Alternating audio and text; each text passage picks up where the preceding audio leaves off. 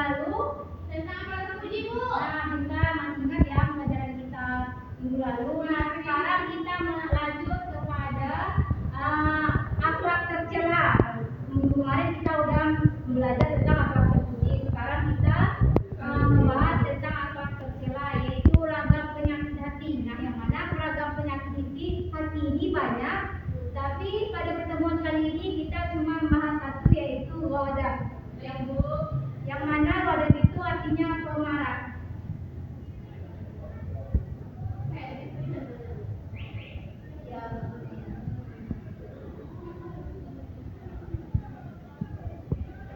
Tujuan pembelajaran kita pada pertemuan kali ini yang pertama yaitu Ananda Ibu mampu menjelaskan nantinya setelah pengertian dan dalil dari wadah dengan baik dan benar. Yang kedua, mampu memahami dampak negatif dari perilaku gadap itu.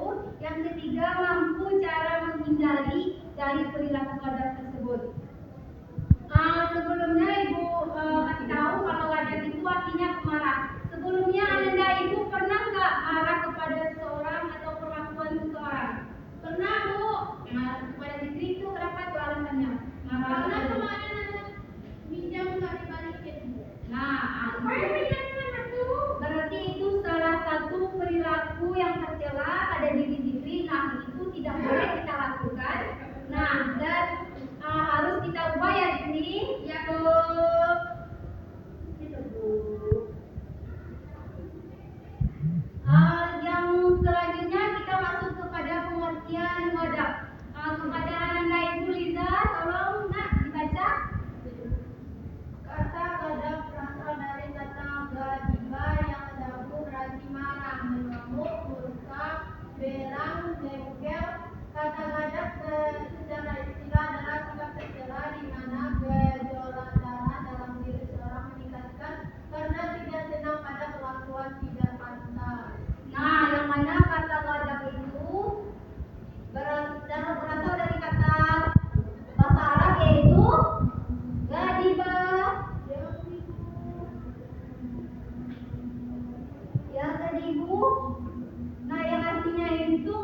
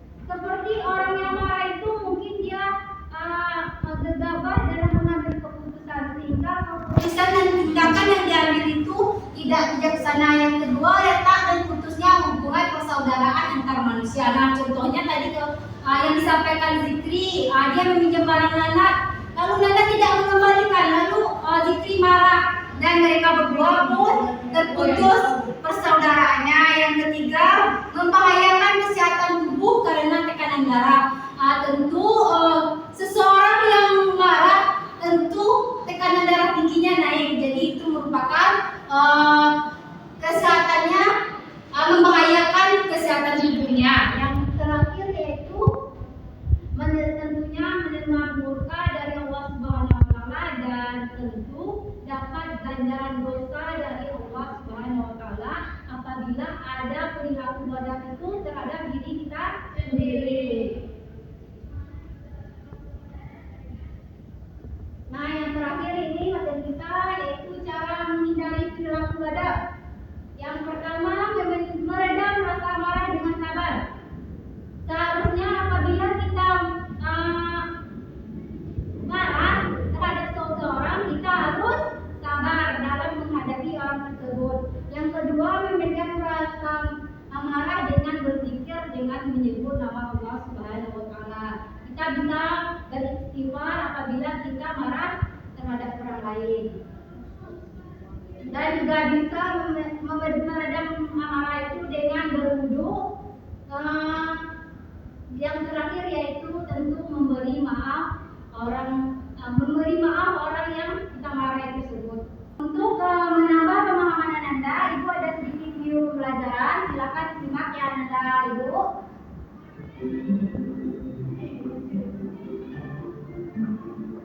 Permisi Tata, aku duluan ya.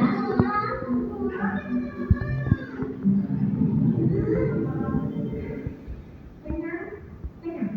Aku sabar.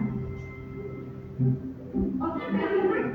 Silakan meluncur duluan. Nah, dalam video pembelajaran ini dapat kita ketahui dari tadi Stana kan dia mau main duluan, tapi diduluin sama temannya, padahal dia yang duluan. Tapi karena dia memiliki jiwa yang sabar, dia tidak marah, maka dia meredam kemarahannya dengan sabar. Selanjutnya Ibu ada kuis. Ibu minta perwakilan satu dari Ananda semua kepada Zikri. Silakan maju nak. Baik, pertanyaannya yaitu perilaku gadap yang tidak dikendalikan dapat berdampak negatif, antara lain adalah menimbulkan perasaan dan perpecahan. Coba dulu ya Bu. Yang C nya, yang C. C nya dikerja. Nah, benar ya jawabannya. Untuk tugas Ibu ada KPD, Ibu bagi kepada 2 kelompok. Karena waktu yang terbatas, Ibu minta untuk dikumpul pertemuan kita selanjutnya. Jangan lupa dibuat ya tugas itu. Ya Bu. Sekian pembelajaran kita pada pertemuan kali ini. Apakah Anda Ibu paham materi kita hari ini? Sangat-sangat paham Bu. Untuk menyimpulkan pembelajaran kita pada pertemuan kali ini, pembelajaran kita hari ini tambah Bu ya. Keputusan tindakan yang tidak bijaksana. Jadi bisa retak dan putus hubungannya persaudaraan manusia. Itu juga membahayakan kesehatan tubuh yang adalah ini bisa terjadi kesimpulan berisiko menyebabkan sabar itu. Dan Allah sangat murka dan dilaknat Allah.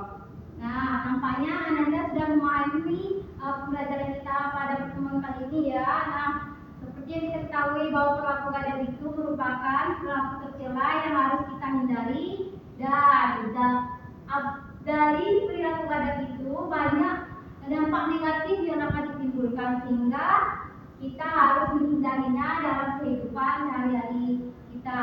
Paham ya Anak Ibu? Paham Bu. Untuk pertemuan kali ini kita cukupkan, kita tutup dengan baca hamdalah. Mohon maaf atas segala kekurangan. Assalamualaikum warahmatullahi wabarakatuh. Waalaikumsalam warahmatullahi wabarakatuh.